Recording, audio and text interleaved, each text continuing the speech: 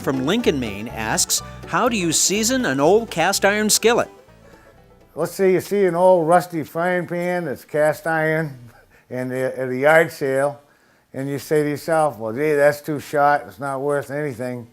Well, if you can get that for 50 cents or $1, you probably find yourself a little gold mine there, because all you do is you pick up something like this here, and this I got for $1 at a yard sale.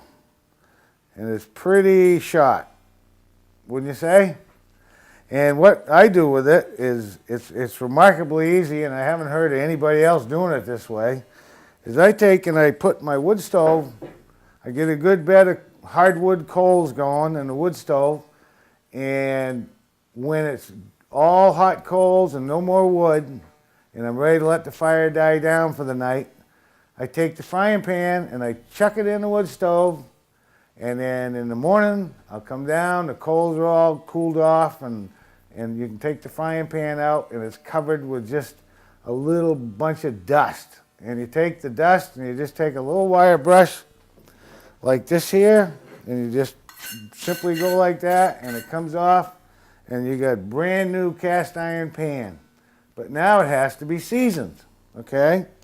And the best way to season it is take some Crisco, vegetable shortening, whatever, and you just take a paper towel, and you just take and put the shortening in here and run it around.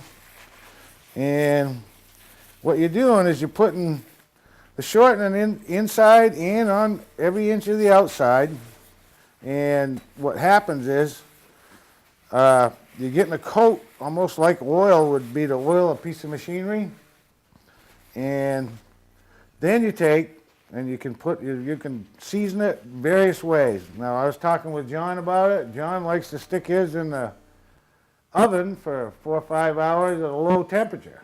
I like to get things done faster than that, so I took and put on an electric burner, and I watch it, and you can actually watch it dry. In other words, it'll start getting splotches on it, and you know that's dry, and then you just keep an eye on it. You don't want to, burn it on. You just want it to settle into the pan. Then what you do is you put another coat on, season it a little longer. In the old days, when I was a kid, my dad used to just put it on a wood stove with a good fire going and season it.